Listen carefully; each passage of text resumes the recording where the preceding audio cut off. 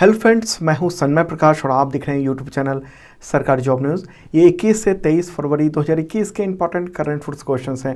कई सारे important topic है, जैसे किस केंद्र शासित प्रदेश के मुख्यमंत्री वी नारायण स्वामी ने इस्तीफा दे दिया है, क्यों दिया इस्तीफा, क्या हुआ। केंद्र सरकार ने रक्षा बजट का कितना हिस्सा घरेलू खरीद यानी डोमेस्टिक प्रोक्योरमेंट के लिए रिजर्व किया है, क्या होगा इसका असर। एक्सपोर्ट बढ़ाने का क्या लक्ष्य रखा गया है डिफेंस से रिलेटेड। इसके अलावा ब्रिक्स शिखर सम्मेलन की मेज़बानी कौन सा देश करेगा। मैं बता दूं इंडिया ही करेगा, लेकिन उसकी वजह से इंडिया और चाइना के रिश्ते में जो खटास थी वो कम होती दिख रही है।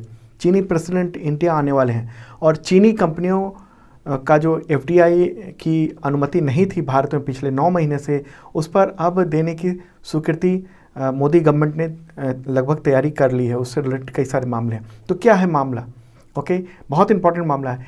मध्य प्रदेश के सीएम ने होशंगाबाद का नया नाम क्या रखने का ऐलान किया है। पहला अरब देश जिसका मिशन मंगल ग्रह तक पहुंचा। तो कई सारे इंपॉर्टेंट टॉपिक है, इसके अलावा भी सब पे डिटेल में बात करेंगे क्वेश्चन आंसर के रूप में। और इसका पीडीएफ भी अवेलेबल है इस वीडियो के डिस्क्रिप्शन में, या आप इसे वीडियो खत्म होने से ठीक पहले मेरे बगल में जो डाउनलोड का लिंक आता है वहाँ से ले सकते हैं। पहला क्वेश्चन सबसे इंपॉर्टेंट, किस केंद्र शासित प्रदेश यानी यूनियन टेरिटरी के चीफ मिनिस्टर वी नारायण स्वामी ने 22 फरवरी 2021 को इस्तीफा दे दिया। आंसर होगा पुदुचेरी। पुदुचेरी में कांग्रेस और डीएमके गठबंधन की सरकार थी, उसके मुख्यमंत्री थे वी नारायण स्वामी। दरअसल पिछले सप्ताह कई सारे विधायकों ने इस्तीफा दे दिया था कांग्रेस के, और उसके बाद से सरकार पर संकट आ गया था। पहले वहाँ किरण बेदी वहाँ की लेफ्टिनेंट गवर्नर थी, लेकिन बाद में उनको हटाया गया और सौंदरराजन जो कि तेलंगाना की राज्यपाल है, उनको लेफ्टिनेंट गवर्नर का चार्ज दिया गया था। तो नए लेफ्टिनेंट गवर्नर ने सरकार से कहा था कि वो बहुमत साबित करें, फ्लोर टेस्ट करें। तो फ्लोर टेस्ट बहुमत साबित नहीं कर पाए और उससे पहले ही उन्होंने इस्तीफा दे दिया वी नारायण स्वामी ने। तो पुदुचेरी की बात हो रही है, केंद्र शासित प्रदेश है, और ख़ास बात है कि ये अलबेला केंद्र शासित प्रदेश है जिसके अलग अलग राज्यों से सटे हुए हिस्से हैं। एक हिस्सा तमिलनाडु, दूसरा हिस्सा आंध्र प्रदेश और तीसरा केरल से लगा हुआ है। राजधानी क्या है, पुदुचेरी सिटी ही राजधानी है। चीफ मिनिस्टर वी नारायण स्वामी थे, इससे पहले तक उपराज्यपाल तमिलसाई सौंदरराजन। अगला क्वेश्चन बहुत इंपॉर्टेंट है, ध्यान से देखना और सुनना आप। केंद्र सरकार ने रक्षा बजट 2021-22 का कितना हिस्सा घरेलू खरीद यानी डोमेस्टिक प्रोक्योरमेंट के लिए रिजर्व कर दिया है। इसका आंसर होगा 70,221 करोड़ रुपए। देखिए, जो अभी फाइनेंशियल ईयर नेक्स्ट होने वाला है अप्रैल से, यानी 2021-22 का, तो उसमें भारत का डिफेंस बजट 4.78 लाख करोड़ रुपए का है। मैंने पहले बजट का जो करंट अफेयर्स बनाया था उसमें भी बताया था मैंने। तो इसमें से कैपिटल एलोकेशन 1.35 लाख करोड़ का रखा गया। कैपिटल एलोकेशन मतलब कोई चीज़ खरीद रहे हैं हम, कैपिटल बना रहे हैं मतलब। तो इसी कैपिटल एलोकेशन में से 70,221 करोड़ रुपए डोमेस्टिक प्रोक्योरमेंट के लिए रिजर्व कर दिया गया कि इतनी रकम से घरेलू खरीद होगी। तो ये ऐलान डिफेंस मिनिस्टर राजनाथ सिंह ने किया 22 फरवरी को, और वो इस मुद्दे पर एक वेबिनार में बोल रहे थे। रक्षा मंत्री ने कहा कि कैपिटल एलोकेशन का जो टोटल कैपिटल एलोकेशन है डिफेंस बजट का, उसका 63% जो हिस्सा है वो घरेलू खरीद पर खर्च होगा। वेबिनार में प्रधानमंत्री नरेंद्र मोदी ने भी प्राइवेट सेक्टर से डिफेंस सेक्टर में योगदान करने की अपील की है। तो इसके साथ ही जल्द ही रक्षा मंत्रालय जो है वो आयात होने वाली वस्तुओं पर प्रतिबंध की एक और लिस्ट जारी कर सकता है। देखिए, इससे पहले कुछ महीने पहले सरकार ने रक्षा क्षेत्र यानी डिफेंस क्षेत्र से रिलेटेड 100 सामानों के आयात पर प्रतिबंध लगाया था, एक लिस्ट जारी की थी। तो वो अब उस लिस्ट को और भी बढ़ा सकते हैं, डिफेंस मिनिस्टर का ये कहना है। ऐसा इसलिए किया जाएगा ताकि देश के ही बने हुए सामान डिफेंस में खर्च हो, उसमें खरीदे जाएं। तो एक चीज़ ये भी देख लेते हैं, जब बात हो रही है डिफेंस से रिलेटेड, तो एक्सपोर्ट में भारत का क्या स्थान है डिफेंस एक्सपोर्ट में। इंपोर्ट तो हम बहुत करते ही हैं। देखिए, तो प्रधानमंत्री नरेंद्र मोदी और डिफेंस मिनिस्टर ने ये कहा है कि आयात कम करते हुए डिफेंस एक्सपोर्ट को बढ़ाने पर जोर दिया जाएगा। और डिफेंस एक्सपोर्ट में पिछले 6 साल में 700% की बढ़ोतरी हुई है। पिछले 6 साल में भारत ने डिफेंस एक्सपोर्ट में इतनी बढ़ोतरी की है 700% की। सिप्री एक ऑर्गेनाइजेशन है, Stockholm International Peace Research Institute, वो दुनिया भर में जो हथियारों की खरीद बिक्री होती है उससे रिलेटेड बहुत सारे आंकड़े रखती है, तो रिपोर्ट जारी करती है हर साल। तो सिप्री की रिपोर्ट के अनुसार दुनिया के टॉप 25 एक्सपोर्टर की लिस्ट में भारत भी शामिल हो गया है। 2019 की जो लिस्ट है उसमें डिफेंस एक्सपोर्ट में भारत का स्थान 19वां रखा गया है। ओके, तो ये मैं क्यों बता रहा हूँ एक्सपोर्ट इंपोर्ट के लेकर, क्योंकि सरकार ने एक बहुत बड़ी रकम रक्षा बजट का घरेलू खरीद के लिए रिजर्व कर दिया है। ओके, तो इससे क्या होगा कि यहाँ से ही इंडिया के बने ही सामान खरीदे जाएंगे, तो बहुत सारी कंपनियाँ हैं जो कि इसमें आगे आएंगी और डिफेंस रिलेटेड गोला बारूद वगैरह वगैरह बनाएंगे। और दुनिया का दूसरा सबसे बड़ा डिफेंस इंपोर्टर है इंडिया, सिप्री की रिपोर्ट के अनुसार। ओके, 2015 से 2019 के दौरान, इतने साल के दौरान दुनिया के दूसरा सबसे बड़ा इंपोर्टर भारत रहा है। वैसे सबसे ज़्यादा इंपोर्ट करता है सऊदी अरब, उसके बाद है भारत। और सरकार का ये कहना है कि भारत के पास हथियार और गोला बारूद यानी आर्म्स एंड एम्यूनिशन बनाने का सदियों पुराना अनुभव रहा है। यहाँ तक कि वर्ल्ड वार 1 और वर्ल्ड वार 2 जो हुआ था उस दौरान भारत से आर्म्स एंड एम्यूनिशन की आपूर्ति की गई थी, लेकिन बाद में स्थिति बिगड़ी और हम जो है ज़्यादातर आयात पर ही निर्भर हो गए हैं। और एक चीज़ तो समझना होगा कि जियोपॉलिटिकल जो वास्तविकता है वो ऐसी है कि कई छोटे जो राष्ट्र हैं, नेशंस हैं, वो सिक्योरिटी के लिए चिंतित हैं और भारत की ओर भी देख रहे हैं, क्योंकि हमारे पास कम लागत के उच्च गुणवत्ता वाला सामान है डिफेंस रिलेटेड। ओके, और भारत जो है वो 40 से अधिक देशों को निर्यात कर रहा है अब डिफेंस रिलेटेड इक्विपमेंट्स, ओके, हथियार, गोला बारूद। तो और भविष्य में ये है कि आगे हम बहुत तेज़ी से उभरेंगे। ठीक है, चलिए आगे बढ़ते हैं। थोड़ा डिटेल हो गया, आप लोगों की डिमांड रहती है डिटेल बताने के लिए, तो इसलिए अगला क्वेश्चन लेते हैं। ब्रिक्स शिखर सम्मेलन 2021 की मेज़बानी कौन कर रहा है? मेज़बान देश कौन है? इसका आंसर होगा इंडिया, भारत। ओके, ये क्वेश्चन क्यों? क्योंकि विदेश मंत्री एस जयशंकर ने अभी हाल ही में इसकी वेबसाइट भी शुरू की है और इस बार इंडिया में समिट होने वाली है, बहुत इंपॉर्टेंट है। अगर कोविड-19 का असर सामान्य रहा तो बैठक यहीं पर होगी। ओके, वर्चुअल समिट की संभावना कम है, एक्चुअल समिट ही होगी। अभी हालांकि इसका डेट तय नहीं है, लेकिन ये मई या जून में हो सकता है। ठीक है, और जो टेंशन चल रहा था, बॉर्डर टेंशन खासतौर पे इंडिया और चाइना के बीच में, उसकी वजह से दोनों देशों के बीच में राजनयिक स्तर पर भी टेंशन था, सैन्य टेंशन तो था ही, तो वो भी हम लोग देख रहे हैं कि धीरे धीरे कम हो रहा है। और ये उसकी बड़ी वजह ब्रिक्स समिट देखने को मिल रही है। ओके, चाइना ने और इंडिया ने जो बातचीत की सैन्य तौर पर और राजनयिक तौर पर, तो जो पेंगोंग से लेक है वहाँ से सेना पीछे हटी है दोनों की, और भी बातचीत चल रही है दूसरे इलाकों पर। और यहाँ तक कि जो न्यूज़ आई है अलग अलग अखबारों में, द हिंदू में भी, कि चीन के जो प्रेसिडेंट हैं शी जिनपिंग, वो इंडिया आने वाले हैं ब्रिक्स समिट में शामिल होने के लिए।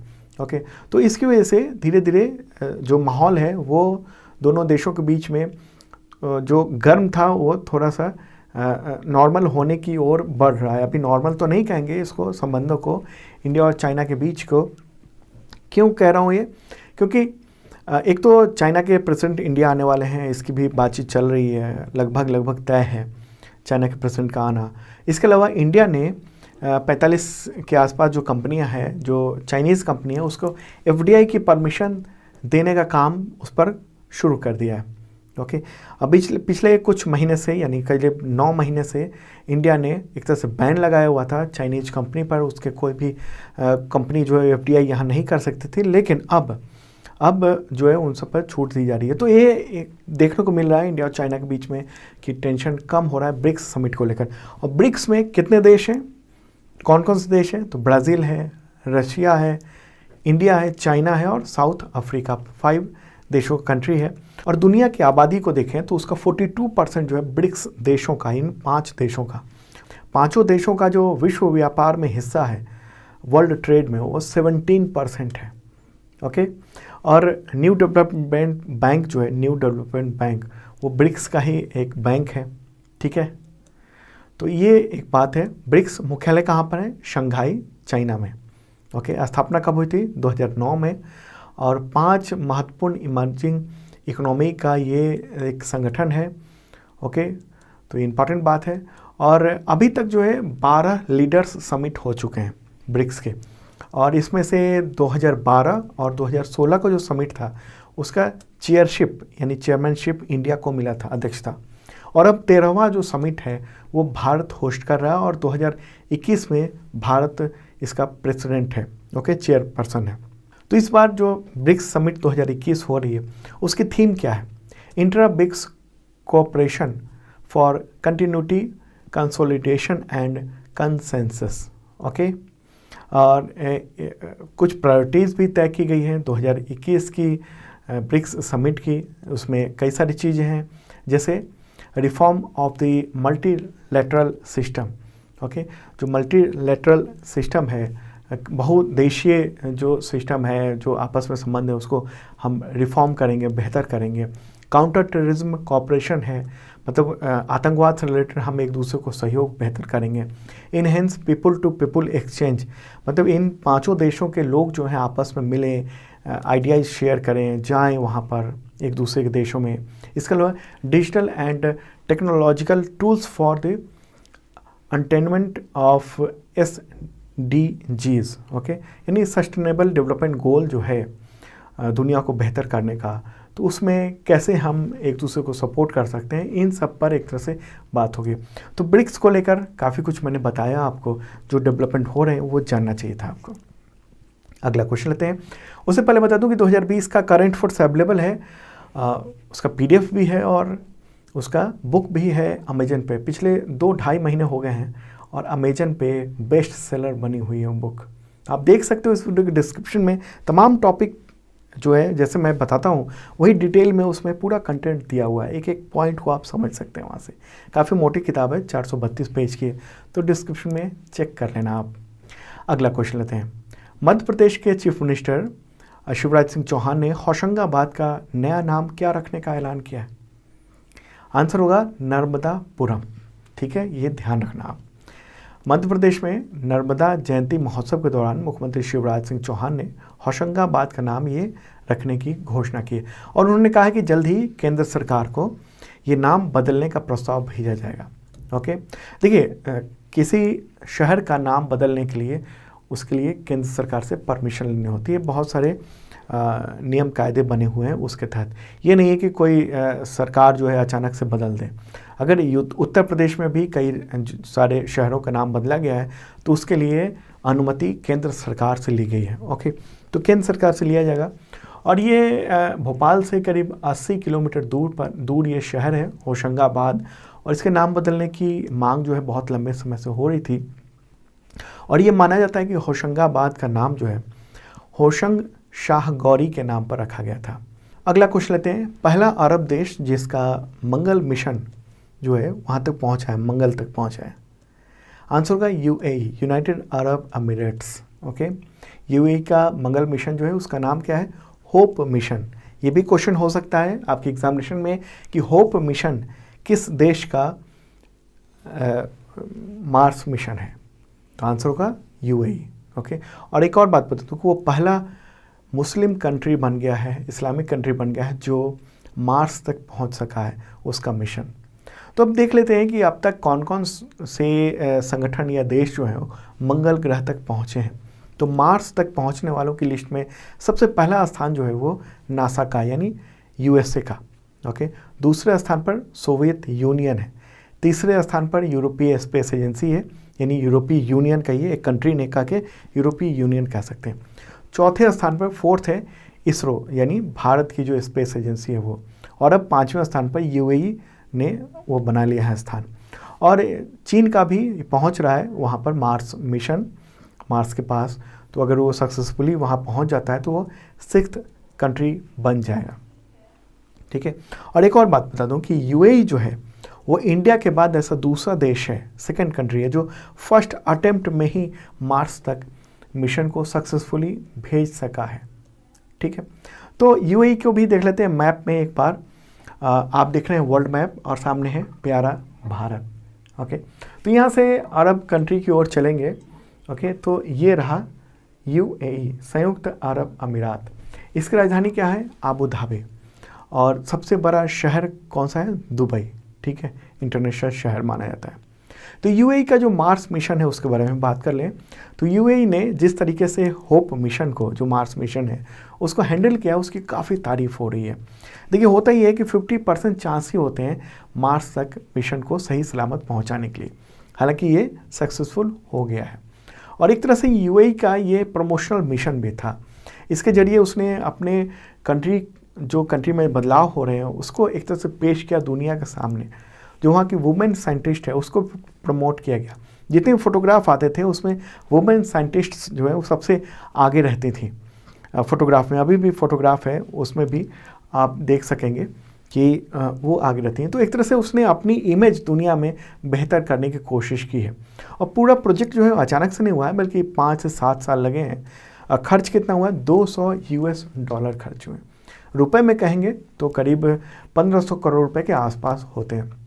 और आपको बता दूं कि ये जो मार्स मिशन है इसे यूएई से लॉन्च नहीं किया गया था, बल्कि जापान से लॉन्च किया गया था।